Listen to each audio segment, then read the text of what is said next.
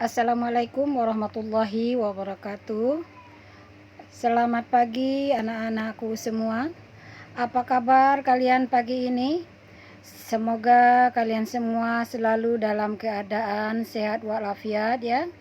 Seperti biasa, setiap pagi Kamis ini kita akan belajar bahasa Indonesia.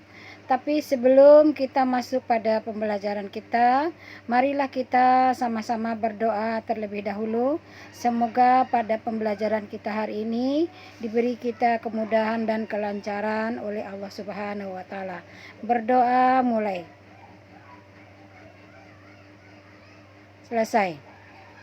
Pada minggu yang lalu, kita sudah mencoba untuk membuat sebuah pidato. Ya, walaupun masih banyak kesalahan-kesalahan, tapi itu semua tentu bisa kita atasi ya, atau kita perbaiki. Nah, untuk pagi ini kita akan membahas tentang ciri kebahasaan teks pidato. Ya. Nah, pagi ini kita akan membahas tentang ciri kebahasaan teks pidato. Nah, ciri kebahasaan teks pidato yaitu terdapat 7 bagian. Pertama diantaranya adalah kalimat aktif, yang kedua kata sapaan, dan yang ketiga kalimat persuasif, keempat kosakata emotif, dan yang kelima kosakata bidang ilmu atau istilah, dan yang keenam antonim, dan yang ketujuh kata benda abstrak. Nah, apa saja sih yang dimaksud dengan ya kalimat-kalimat tersebut? Nah, pertama di sini adalah kalimat aktif. Nah, kalimat aktif seperti yang kita lihat di sini, subjeknya yaitu melakukan suatu tindakan atau perbuatan.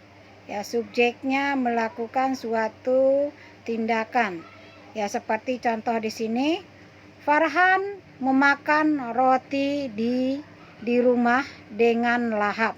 Nah, subjek mana? Farhan. Nah, Farhan inilah yang menjadi subjek, itu yang melakukan suatu tindakan. Nah, ini adalah salah satu contoh daripada kalimat aktif. Nah, sedangkan kalimat aktif ya di sini ya terdiri dari dua bagian. Ya, kalimat aktif itu terdiri dari dua bagian. Pertama yang disebut dengan kalimat aktif transitif dan yang kedua kalimat aktif intransitif. Apa bedanya antara kalimat aktif transitif dan intransitif? Untuk kalimat aktif transitif seperti di sini, ya kalimat yang membutuhkan objek. Jadi dia membutuhkan objek. Kalau tanpa ada objek, maka kalimatnya sulit dipahami atau dimengerti. Ya. Nah, seperti contohnya di sini. Ya. Rini membeli buku. Coba kalau kita hilangkan buku, Rini membeli. Nah, mungkin orang bingung, membeli apa sih Rini? Lalu yang kedua, kalimat aktif intransitif, yaitu kalimat aktif yang tidak diikuti oleh objek. Nah, jadi dia tidak butuh objek. Contohnya di sini, Lia bersedih sepanjang hari. Nggak ada objeknya, adanya keterangan. Ya. Lalu yang kedua yaitu menggunakan kata sapaan. Ya. Kata sapaan adalah yang kita gunakan untuk menyapa orang lain. Menyapa berarti kita menegur dan mengajak orang lain itu untuk berbicara. Nah, apa saja kata sapaan yang kita pergunakan? Ya. Nah, itu biasanya menggunakan kata ganti. Ya, kata sapaan itu biasanya menggunakan kata ganti pengganti nama jati diri seseorang. Seperti misalnya kamu, saudara, mbak, mas, dan anda. Itu adalah kata sapaan. Nah, bagaimana bunyinya contohnya dalam kalimat? Nah, misalnya dalam kalimat, apakah saudara sudah bisa memahami apa yang sudah saya jelaskan? Nah, apakah saudara sudah bisa memahami apa yang sudah saya jelaskan? Nah, itu adalah contoh dalam kalimatnya yang menggunakan kata sapaan saudara. Lalu yang ketiga, kalimat persuasif. Nah, kalimat persuasif adalah kalimat yang bertujuan untuk meyakinkan ya atau membujuk orang lain untuk melakukan sesuatu. Nah, jadi kalimatnya itu bunyinya adalah meyakinkan atau membujuk orang lain untuk melakukan sesuatu. Ya, misalnya, ayo kita membersihkan kelas kita. Mari kita buang sampah ini pada tempatnya. Nah, itu adalah contoh dari kalimat persuasif. Kalimatnya membujuk atau mengajak, ya. Lalu yang keempat yaitu kosakata emotif. Nah, kosakata emotif itu adalah ya kosakata yang mengandung pikiran dan perasaan baik yang negatif maupun yang positif. Misalnya ya dalam sesuatu, misalnya kita menjelaskan ya bisa diterima atau bisa tidak bagi seseorang. Nah, seperti yang ada di contoh di sini ya.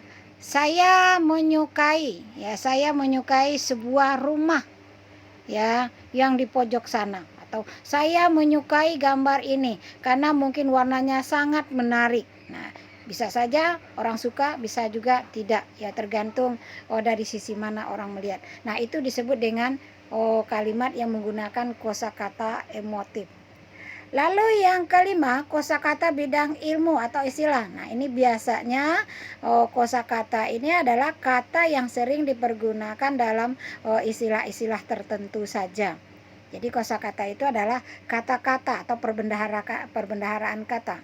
Dan yang keenam, ada yang disebut dengan kosakata yaitu antonim. Kata antonim. Nah, kalau ada antonim tentu ada sinonim. Nah, ini mungkin tidak asing lagi bagi kamu karena di SD ini juga sudah pernah dijelaskan. Antonim yaitu berarti lawan kata. Misalnya seperti halnya di sini, panjang lawannya pendek. Ya, besar lawannya kecil, kaya lawannya miskin, dan yang lain sebagainya. Itu adalah kata yang berantonim. Jadi kata antonim adalah lawan kata, ya.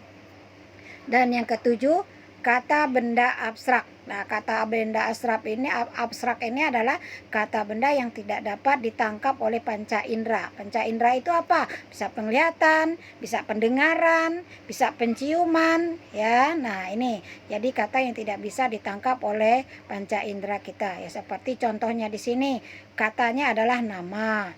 Ya, kita nggak bisa menangkap nama seseorang itu siapa, atau umur. Dengan melihat seseorang itu kita nggak tahu umurnya berapa. Nah, itu disebut dengan kata benda abstrak, yaitu yang tidak bisa ditangkap oleh panca indera kita. Ya, nah kira-kira sampai di sini bisa dipahami anak-anakku? Berasa cukup jelas ya. Nah, jadi ya seperti dikatakan tadi, ini adalah ciri-ciri dari sebuah pidato persuasif. Jadi ada 7 cirinya. Ya, nah kamu bisa pahami, dan kamu kalau kurang mengerti bisa diulang kembali. Nah, ya untuk lebih jelasnya kamu bisa baca di LKS-mu, yaitu pada halaman 21 dan 22. Bagi yang punya, ya sekali lagi Ibu ingatkan, untuk yang punya buku LKS, kamu bisa buka halaman 21 dan 22 dan kamu bisa baca kembali di sana. Bagi yang nggak punya bagaimana? Nah, tadi sudah Ibu jelaskan di depan. Bagi yang nggak punya, kamu amati video yang ini saja. Jadi nggak jadi masalah ya, walaupun kamu tidak punya. Mudah-mudahan kamu semua bisa punya ya. Nah, sekian pembelajaran kita hari ini. Semoga kamu bisa memahaminya ya, dan bisa mengerjakan tugas berikut. Ya, nah seperti di sini. Apa tugas kita hari ini? Nah, untuk tugas kita hari ini, buatlah masing-masing 2 buah kalimat diantaranya. Pertama yaitu kalimat aktif. Tadi contohnya sudah ada. Cukup kalimat aktif saja, nggak usah aktif intransitif dan transitif. Kalimat aktif apa tadi? Yaitu kalimat yang subjeknya melakukan tindakan. Nah, buat ya 2 buah kalimat. Lihat contoh tadi. Lalu yang kedua, kalimat yang menggunakan kata sapaannya 2. Ya, tadi contoh kata sapaannya saja, tapi buat 2 kalimat yang menggunakan kata sapaan. Lalu yang ketiga, kalimat persuasif. Nah, kalimat yaitu yang mengajak, yang membujuk, yaitu 2 buah kalimat. Ya, kalimat emotif yaitu 2 buah kalimat. Dan kalimat yang menggunakan kata antonimnya juga 2 buah kalimat. Kalau kalian kurang paham dengan contoh-contoh kalimat yang ada ini, kalian bisa diulang kembali videonya. Ya, lihat contoh di awal penjelasan yang sudah kita jelaskan tadi. Bagaimana? Kira-kira bisa? Ya, Ibu harapkan kalian bisa mengerjakan ya. Sekian, terima kasih atas perhatian kamu semua. Assalamualaikum warahmatullahi wabarakatuh. Tetap semangat walaupun kita masih belajar di rumah. Dadah.